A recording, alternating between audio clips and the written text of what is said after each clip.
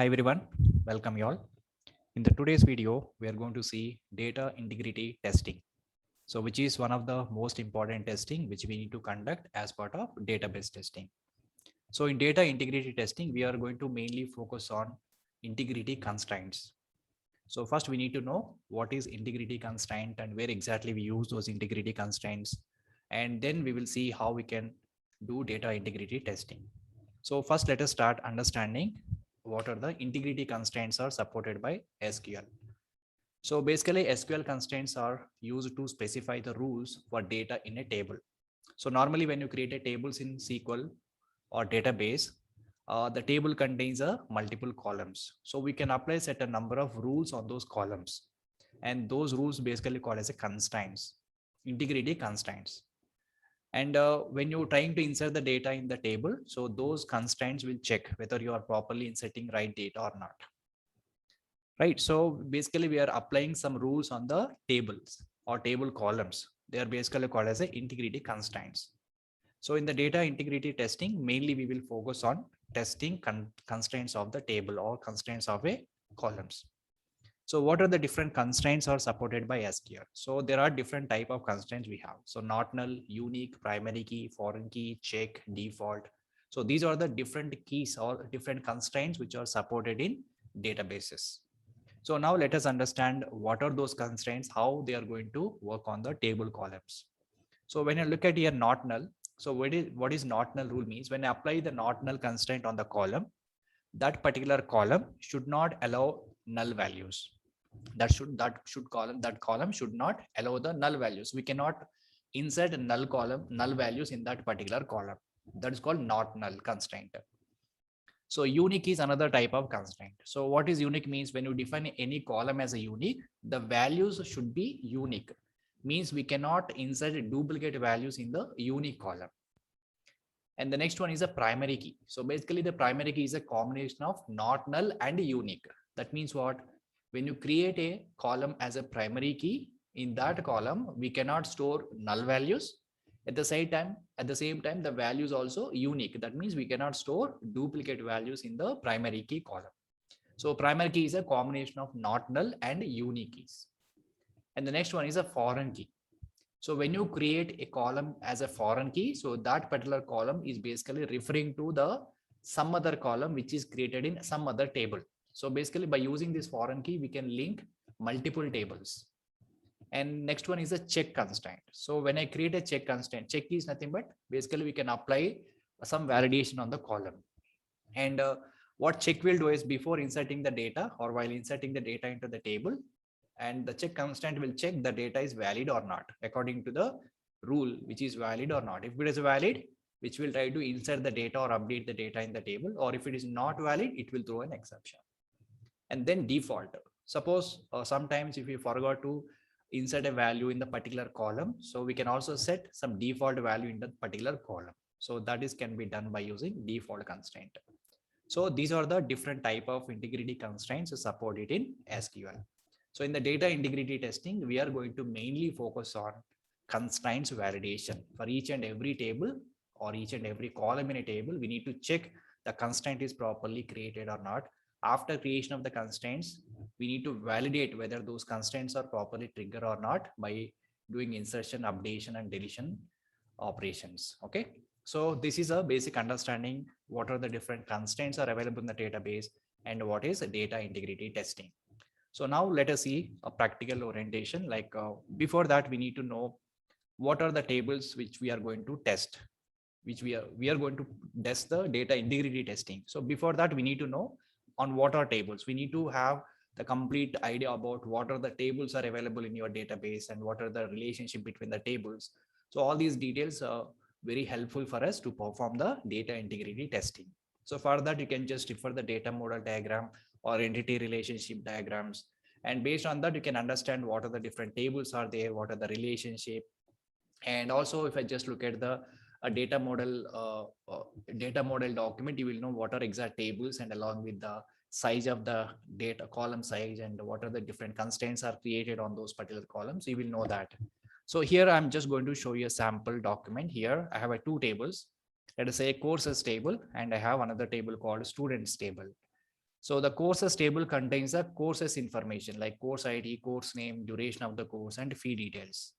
And these are the data types, and different constraints are created on this particular column. So course ID is a primary key, means this particular column will not allow you to insert nulls at the same time, uh, duplicate values. And course name is a unique, means what? The course name is a unique means what?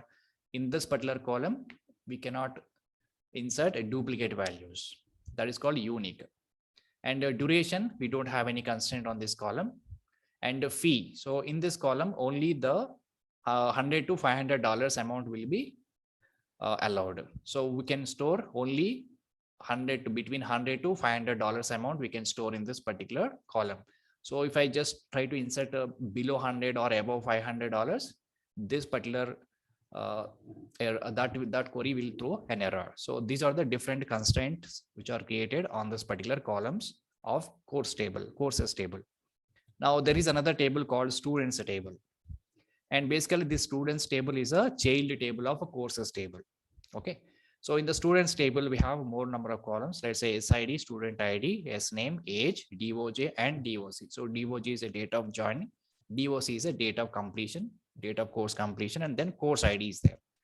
So here we have not specified any course details. I just say only course ID. So if you want to know the course details, then we need to refer this course ID. Based on the course ID, we can just go to take courses table. Then we can get the courses details like course name, duration, and fee details. So the data is split into two different tables. Now, if I just look at these two tables, the course ID is a common thing. Course ID is a common thing, right? So these are the different data types of each column, and what are the constraints are created on this column. So SID is a primary key. S name is a not null, means what? We cannot insert null on this S name column. And the age of a student. So the age of the student should be between 15 to 30 years. So if I add age below 15 or above 30, it should not allow. And the date of joining is a default, means I no need to enter the date while inserting the data. So date time is a column type. So by default, whatever the date and time is available at that point of time, automatically it will take the current date and time and it will insert that value in the column. So default is a constraint. And then DOC is also datetime column. So we don't have any constraint on that. And the course ID is again, this is a references from courses course ID. So this is actually foreign key. So this is actually foreign key, means what? This course ID is referring the course ID from the courses table. What does it mean? So for example, while inserting the data in the students table, let's say I'm giving course ID, let's say 111. And that course ID should be available in the courses table. And then only we can insert the record with that ID. So that is called as a foreign key references. So this particular column is a foreign key, which is referring to course ID column of courses table. That means whatever the course ID which is having in the courses table, we can insert the data in the students table only with that course IDs. Let's say here in the course table, I have three courses. Let's say 101, 102, 103. There are three courses IDs which we have in the courses table. Now, when I'm trying to insert in the student table, let's say 104 course ID, which will not allow you to insert because this course ID is basically referring to course ID column from the courses table. So that is a relation between the courses and student table. We can consider courses as a parent table, student is a child table. So when I'm trying to insert the record in the student table, that column or the course ID is referring from the courses table. If it is available, then it will allow us to insert or update or delete the record from the student table. Okay, so this is a relationship. So first we need to understand what are the tables are available, what are the different columns are available in each table, and then what are the different constraints are created on those columns. So once you understood this, then we need to start writing our test cases.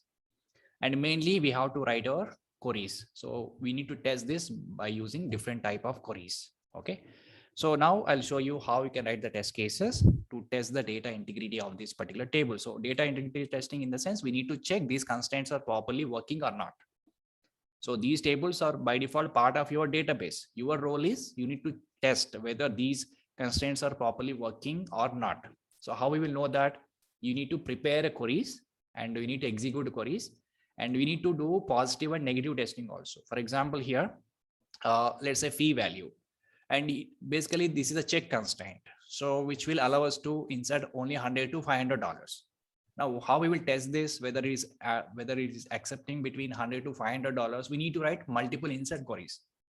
And like we need to use again boundary value analysis, and then we need to prepare different type of insert queries. Like we need to insert a fee 100 and 500, below 100 and above 500, right? And between 100 and 500, we need to take multiple values and try to insert the data in the table, and then check which query is working fine and which query is not working.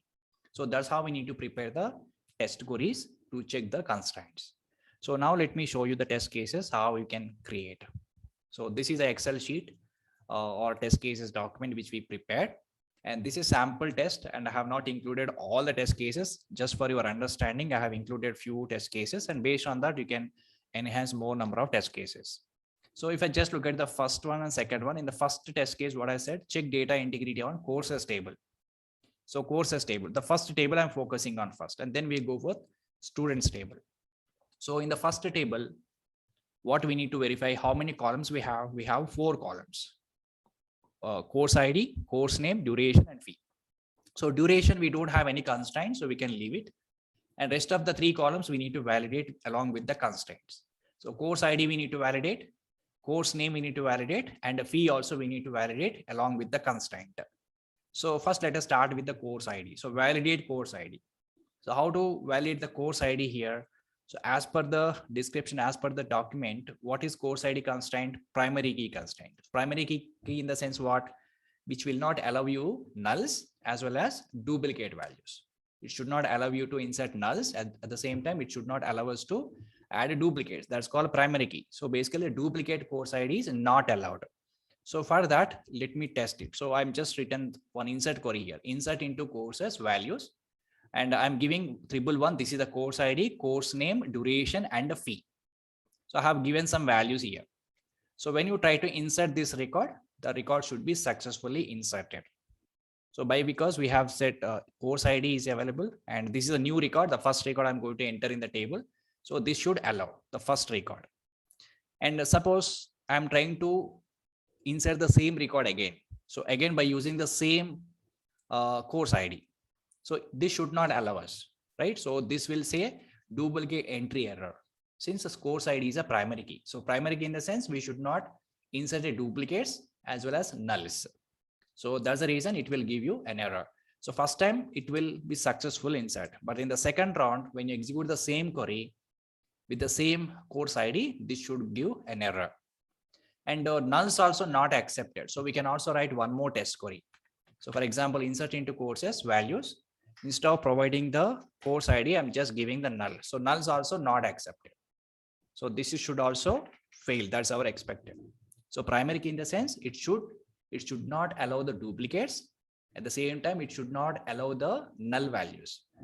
So here we are mainly focusing on the course ID column. So first query should be successful and the second query should fail. So these 2 queries should fail as per our expectation. Okay. Now let's see the few more test cases. So validate course name. Now let us look at the second column, course name. What is the course name here? Unique constraint. So unique means what? The course name is not allowed the duplicate courses. So how we can verify that? First, we need to test with the valid data. So I say insert into courses values. So 111 record is already inserted. Now I'm using 222. So insert into courses values. 222 is a course ID. Python is a course name. 2 is a duration. 300 is a fee. So this query will be successful because this is a completely new record. So this query will be successful. And then the second one. So in the second query, what I'm doing here, I'm inserting the duplicate course name. So course ID is different, fine. So here the problem with the course name, because same course name I already used in my previous query. So again, if I try to insert in same query, again Python, so then this will give an error. So duplicate entry error, since course name is unique, because this is our expected, because this should fail. This query should fail because the same course name, again, I'm trying to insert. And course name is what? Course name is a unique constraint is applied. Unique constraint applied means what? Which will allow only one entry with the same name. Duplicate entries are not allowed.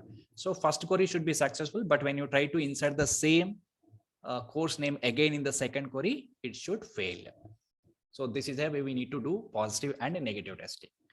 So course name is done. So the next column is a fee column. Now, what is the constraint we applied on the fee column? It should be between $100 to $500. So here again, boundary value analysis come into picture. So based on that, we need to write multiple inserts query, like 100, 500, below 100, above 100, and between 100 and 500. We need to take multiple values. Now let us see how we can write the test queries for fee column. So here I'm inserting one record, insert into courses values. So 111 I already inserted, 222 inserted. Now I'm inserting 333. So 3C, the course name is different, course ID is different, course name is also different, and one is the duration, 100 is a fee. So here, what is the constraint on fee? Between 100 to 500 allowed. So 100 is allowed, right? So it should be successful. This query should be successful. Now in the second record, so 444 is a course ID, TypeScript is the name of the course, one is a duration, 500 is a fee. So maximum limit is 500, fee is a 500. So this query also successfully will execute. 100 and 500 is tested. And now suppose if the fee value is less than 100, I'm taking 50 here, and here I'm taking 600. So 600 is a higher than 500 or greater than 500, and 50 is a less than 100. So here I'm inserting the fee values less than 100 and here greater than 500. So these two queries should fail. So these two queries should fail. If these queries are failed, means what? My expectation is passed. And this is how we can validate the constraint on the particular fee column. So once it is done, now let's go to the next table. So this is again, check the data integrity on students table. So before going to test a students table, let's do the practically execute these test queries, and then we will see that. So now let me just connect to the MySQL. So I don't have those table structures, students and courses table. Now I'm going to create. So I'm using classic models database. I'm connecting to the classic model database. And if there is any table with this name, students and courses, I'm dropping them. So currently I don't have those tables. Fine. Now I'm going to create those two tables. First of all, I'm creating the courses table. So this is the courses table. I have 4 columns: course ID, course name, duration, and a fee. And if I just look at the constraint, course ID is a primary key, course name is a unique, and duration, we don't have any constraint. For fee column, we have a check constraint. Fee should be between 100 and 500. This is a check constraint. Now I'm going to create this courses table. So now it is created. So courses table is created. So if currently we don't have any records in the courses table, I'll say select the star from courses. Now the courses table doesn't have any records. So now we already applied the constraints that accordingly we need to execute our test queries. Now go back and let's copy these test queries, and then we will check it. So I copied all the test queries here. Okay. Now, so what is the first test query here? I'm trying to insert this record in the table. So what we are doing here, first of all, let us validate the course IDs. Let me remove all this. So first of all, let me validate the course ID. So what is the course ID constraint? Primary key. Primary key means what? It should not allow the duplicates. It should not allow the null values. Now let me insert the first record. So once we inserted a first record, it is successfully inserted. 111 is successfully inserted. Now let me query the table. Now this record is available. Now what I'm going to do is, in this statement, again, I'm trying to insert the record with the same course ID. It is not allowed. Why? Because it is a primary key. It should not allow. That's our expectation. Now execute this insert query. Now what happens? It is getting failed. Error code, duplicate key 111 for key primary. So this is not valid. This is not valid. Why? Because the same primary key, same ID I'm using while inserting. Now let us see this record. So again, at the same time, the ID also should not allow the null values. So let me execute this statement. Now again, we got an error. Column course ID cannot be null because there's a primary key. So this is also not valid statement. So with this, we have done the testing on the course ID. Now let us test the course name from the same table. Course name. So now I'm trying to insert another record. So 111 is already there. When I execute it, 111 record is already there. Now I'm inserting the new record. So 322, different course name, and this is the duration and the fee value. Now with this, I have inserted one more record. So currently we have two records in the courses table, 111 and 322. So now what I'm doing is, so here course name should not be duplicate because that is a unique constraint we have, right? So on the courses name, unique constraint we have. So that should not be duplicate. So now in the second query, what I'm doing is I'm giving a different course ID, but the course name is same here. That means this query should not work. When I execute this, say duplicate entry Python for key username. So because this column is created as a unique constraint, it should not allow to insert duplicate value. So this statement is not valid. This is not valid. Okay. So courses, we verify, course name we verified. And now the fee value. So now let me just insert two records here. Two more records. So here 111, 322 already inserted in the courses table. So both the records are there. Now I'm trying to insert a 333 record. So the course name is also different. Previously Java and Python course names are there.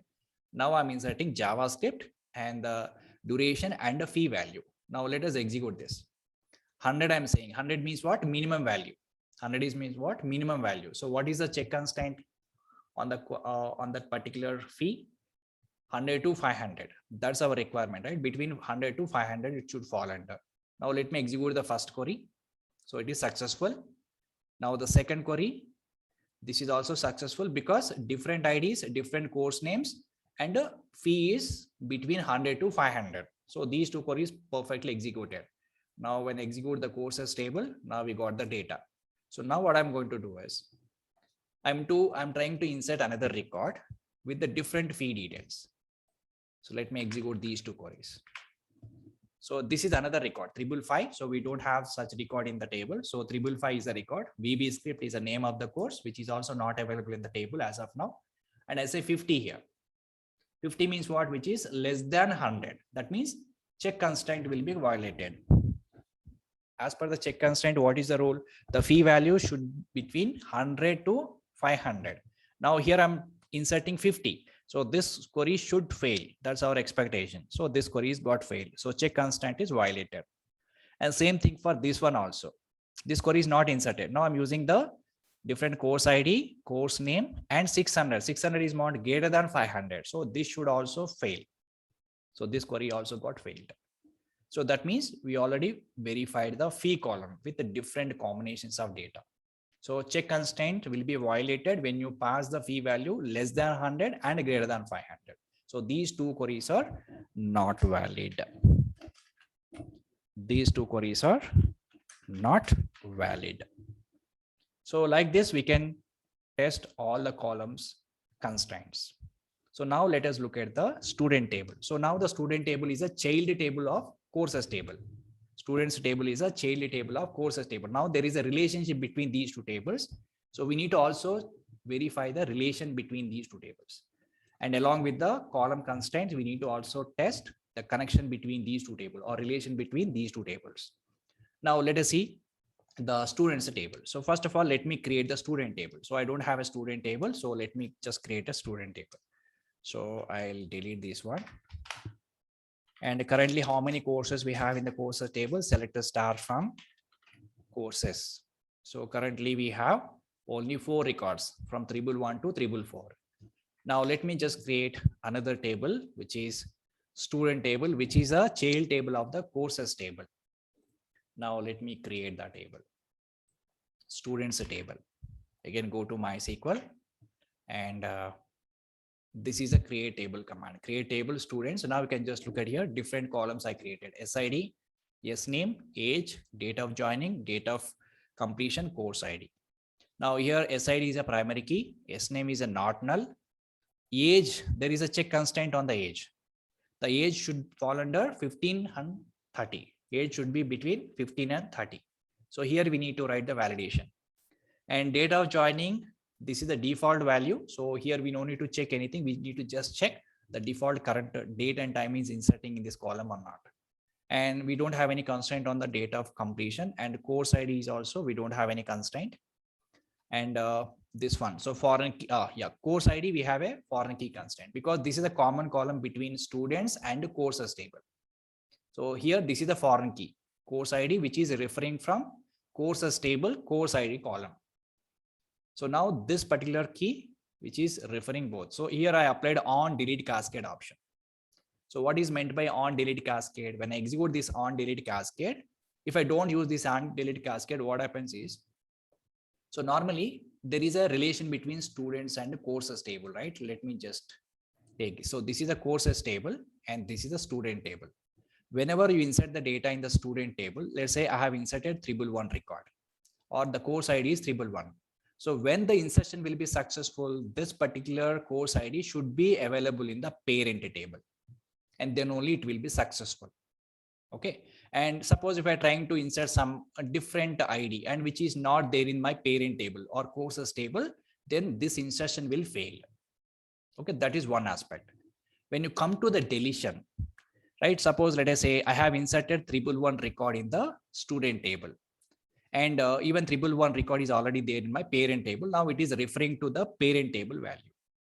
So now suppose tomorrow, if I delete the record on my parent table, okay, if I delete the record from the parent table, then what happens? There is a dependency record on this particular record, right? In the parent table, 311 record is there. In the child table also, there is a record 311. So this is completely depending on the parents table row, right? So the delete will not be successful. The deletion will not be successful because there is a dependency record in the child table.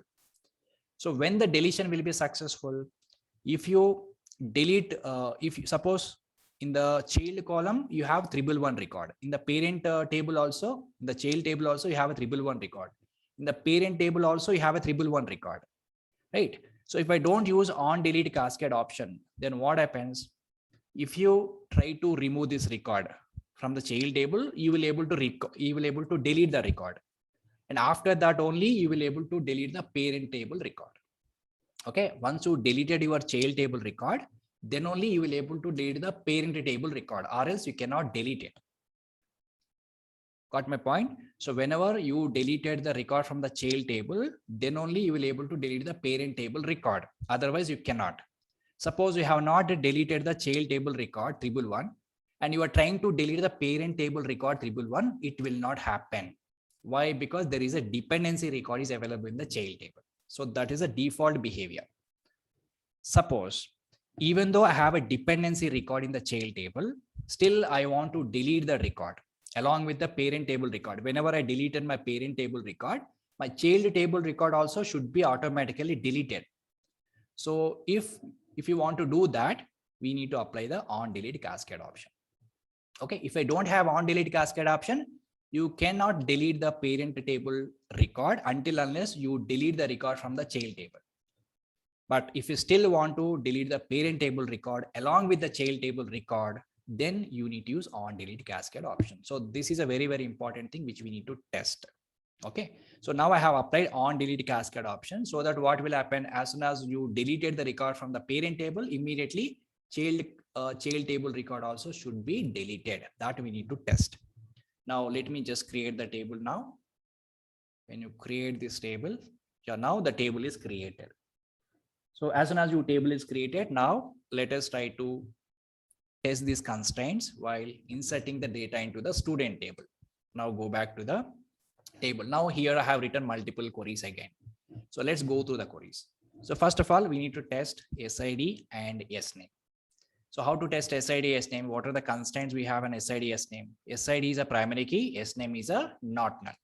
So SID primary key in the sense it should not allow the duplicates. At the same time, it should not allow the nulls. And SNAME should not allow the nulls. Now let us see the first query here. So insert into students, SID, SNAME, age, divorce, and course. I'm not inserting the date of joining because that's a default column. So the current date and time automatically inserted in the column. So I'm just inserting SID, SNAME, age, date of completion, and course ID. So values I'm giving 101. Let me just insert this query. So table we already created. Now let us try to insert this query. So we don't have any records in the table. Now in the courses table, we have 4 records. Okay. Now in the students table, which is a child table of courses table. Now we can just look at this. SID is 101. Name is John. Okay. 20 is the age. I'm sending null here. The date of completion is null because there is no constraint applied on this. So I say null, and course ID is a 101. So now we can just observe this. What is the course ID? 311. And if this course ID is available in the parent table, then only this insertion will be successful. Okay, because this course ID is referring to courses table course ID. Right? So this course ID is referring to courses table course ID. If this particular course ID is available in courses table, then this insertion will be successful. So before inserting, it will check this particular course ID is available in my parent table or not. Right? So now let me insert it. So 311 is already available. So it is successfully inserted. Now 101, this is the first record. So we don't have any other records in the students table. Now the insertion is successful. Now let us execute this query. So let us execute these 2 queries now. Now let us execute this query. So in this query, what we exactly are doing? Again, we are inserting the another record with the same SID. Same SID. So what is an SID? SID is a primary key, right? Duplicates are not allowed. So when we specify the different name and values, so the same SID is not allowed. So 101 is already inserted. Now I'm trying to insert a 101 again one more time. So because this is a primary key, it should not allow us. So when I execute this, this will give an error. Not allowed. So this is a not valid statement. Now look at this one. So here what exactly we are doing? We are inserting a different SID and the name is null. What about the name here? It should not be null. Not null constraint is applied, right? So not null, null values are not allowed. But here what I'm doing, I'm trying to insert a null value. And 311 is already there in the parent table, no problem. So null value I'm trying to insert, and it should fail because the SNAME column should not allow you to insert null value. So this is also not valid statement. This is also not valid statement. So with this, we have tested SID and SNAME columns, whether the constraints are working fine or not. Now let us see the age column. So what is the age column here? The constraint is a check constraint is applied. The age value should be between 15 to 30. So again, here we need to apply the BVA logic, boundary value analysis. So we need to test with the 15, 30, like 15 minus 1, 30 plus 1, and between 15 and 30, we need to check with another value. So let me just test the age value. So here I'm executing these 2 queries first, valid queries. See this. So insert into student SID, SNAME, age, DOC, course ID values. 101 is already inserted earlier. So I'm inserting 102, another record, and name is also different. And 15 is the age, and null and 311. So what happened to this particular query? When I execute this query, they should be successful. Why? Because there is a different ID and different name. And 15 is also allowed, right? So age between 15 to 30, right? 15 to 30. So 15 is allowed. And date of C, I'm passing null, and 311 record. This is a course ID, which is already available in my parent table. So this is successful. It should be successful. So now the query is executed. Now come to the second query. So here, what exactly we are doing? We are inserting another column. We are inserting another row. So this time I'm inserting 103 and different name, and 30 is a date of age of the person, null, and 311. So here we are testing with the minimum value. This is a maximum value, and we are already tested with the middle value, which is 20. So 30 also should be successful. So this query is also successful. So that query is also successful. So 15, 30 is perfectly working fine. Now what extra we need to test? We need to test with lower than 15 and greater than 30. So those queries should be failed. Now I'm executing these queries. These 2 queries. Now I'm inserting 104. This is a new record because 102, 103 already inserted. Now I'm inserting 104. And here I'm saying 10. Age value is a 10. But what is the check constraint says? Age should be between 15 to 30. So 15 to 15, between 15 to 30, it is passed. Already we try to insert those records. But now I'm testing below the minimum value. So 10 and 35 is a greater than, right? So now these two queries should fail. Let me execute the first one. Now it is getting failed. Check constraint is violated. Now the second query also should fail. The check constraint is violated. So that means the age value is less than minimum value, and here the age value is a greater than maximum value. And here we tested the middle value like 50, 20 and 15, 30 also we verified. So like this, we can check the, we can test the check constraint of that particular column. And the next one, so these two will give you an error, and these two queries should be successful. And again, these queries should fail, and this should be successful. Okay. Now let us see the DOJ. So date of joining. So date of joining is a default column. So date of joining is a default column.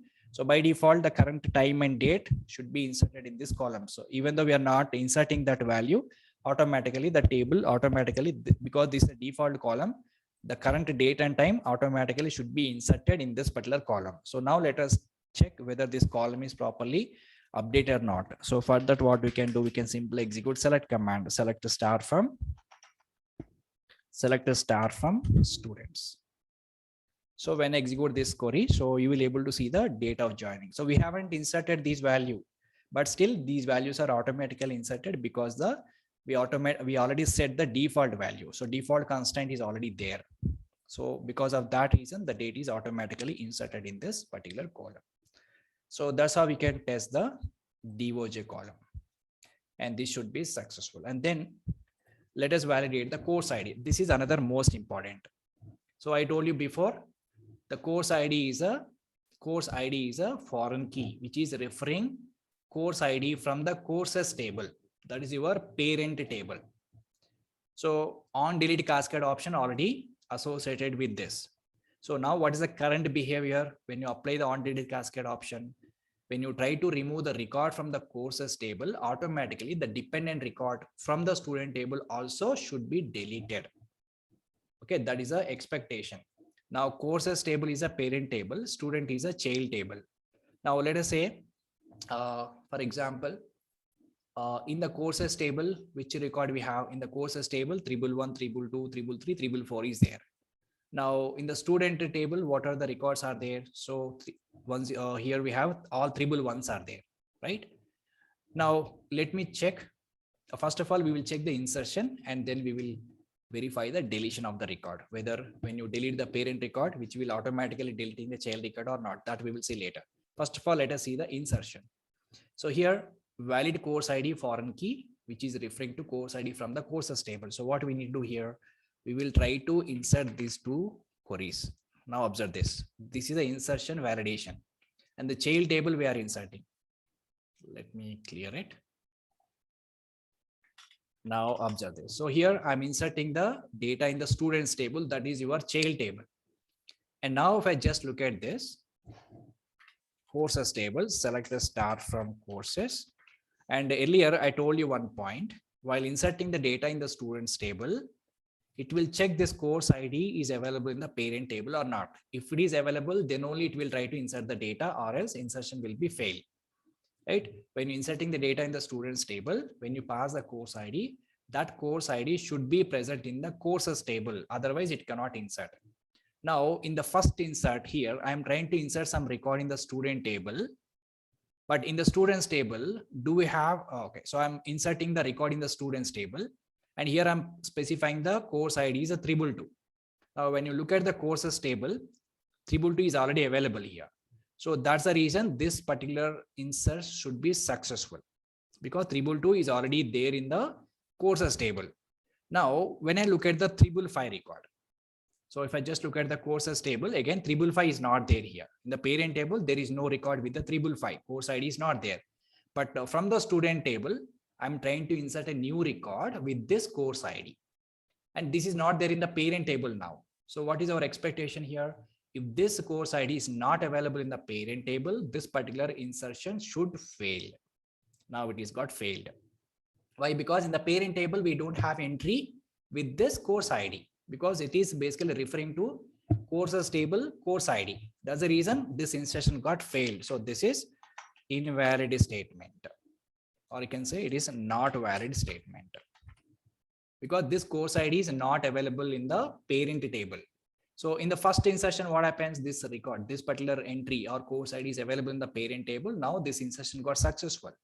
But here it is not got successful because this particular course ID is not available in the parent table. This is a parent and child relationship. So this is called insertion validation, insertion testing. So now we will see the deletion is working fine or not. So in the deletion, I told you one important point. What is that point? So we already applied on delete cascade option. So if you delete the record from the parent table, that will automatically delete the dependent record from the students table. Okay. So let me just explain once again here. So here we have a courses table and here we have a student table. Okay. So if I try to suppose here 322 record is already there here and here also there. Now, when you delete the 322 record from the parent table, from courses table, corresponding records in the child table also automatically deleted. And this behavior applied when you apply the on delete cascade option, because at the time of creating the students table, we already provided on delete cascade option. So with this option, what is the behavior when you remove the record from the parent table? Automatically the child table record also should be deleted. There's a behavior of on delete cascade option. But if I don't specify this on delete option, but still we specify the foreign key, then what happens? So we cannot delete the parent record until unless we delete the child table record. That is the default behavior. But still, if I want to delete both, then I can apply on delete cascade option. So now we already applied on delete cascade option for this particular column. So what is our expected behavior?